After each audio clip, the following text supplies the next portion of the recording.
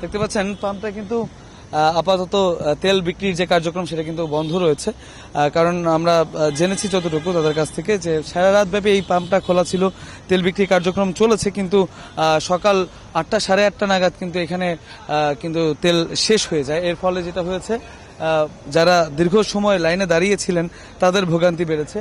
অনেকেই আছে যে মোটরসাইকেল নিয়ে দেখতে পাচ্ছেন যে একদম নজলের কাছে চলে এসে কিন্তু তেল পায়নি, তাদের হতাশা কিন্তু আসলে চোখে পড়ার মতন। এবং আমরা যতটুকু জেনেছি যে এই পাম্পটিতে আসলে ফুয়েল পাস সেটা কিন্তু কার্যকর রয়েছে। যাদের ফুয়েল পাস রয়েছে তারা কিন্তু 10 লিটার করে তেল পাচ্ছেন, আর যাদের ফুয়েল পাস নেই তারা কিন্তু 5 লিটার করে তেল পাচ্ছেন। আমরা একটু কথা বলবো এখানে তেল নিতে দাঁড়ানো কিছু গ্রাহকদের সাথে, তাদের আসলে তারা কতক্ষণ অপেক্ষা করছে একটু জানবো। আপনি কতক্ষণ অপেক্ষা করছেন আর আপনি কি করেন? আমি মূলত রাইড শেয়ার করি। আমি ভোর 4টার থেকে সিরিয়াল দিছি। এখন পাম্পের কাছে আসার সাথে সাথে বলতেছে তেল নাই, আর দিবে 12:30 1টার দিকে। আর এই পর্যন্ত আমরা সকালে সেই ভোর 4টার থেকে এই পর্যন্ত না খেয়ে আছি। আর তাহলে আমরা রাইড শেয়ার করি যারা, তারা আমাদের বউ ছেলে মেয়ে নিয়ে তাদের কিভাবে সংসার চলবে বলেন?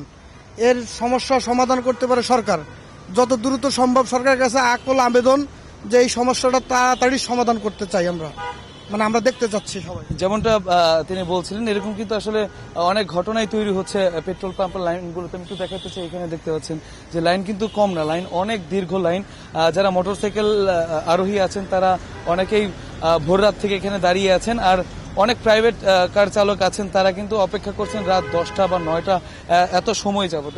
এরপরও যখন আসলে পাম্পের কাছাকাছি এসে তেল শেষ হয়ে যায়, এটা শোনার পর কিন্তু তাদের মধ্যে অনেকটা হতাশা কাজ করছে। আর পাম্প সংশ্লিষ্ট যারা আছেন তারা যেটা বলেছেন যে তেল লাগাতার বিক্রি করতে হচ্ছে তাদের, এবং উল্টা পাশে যে পাম্পটা রয়েছে সেটা আসলে শুধুমাত্র রাতে বিক্রি কার্যক্রম চালু থাকার কারণে এই পাম্পটাতে চাপ বেশি পড়ে। ডিপো থেকে গাড়ি আসছে, তারা আশা করছেন হয়তো বা 10:30 কি 11টা নাগাদ বা 12টার মধ্যেই তেল বিক্রির যে কার্যক্রম সেটা পুনরায় তারা চালু করতে পারবেন।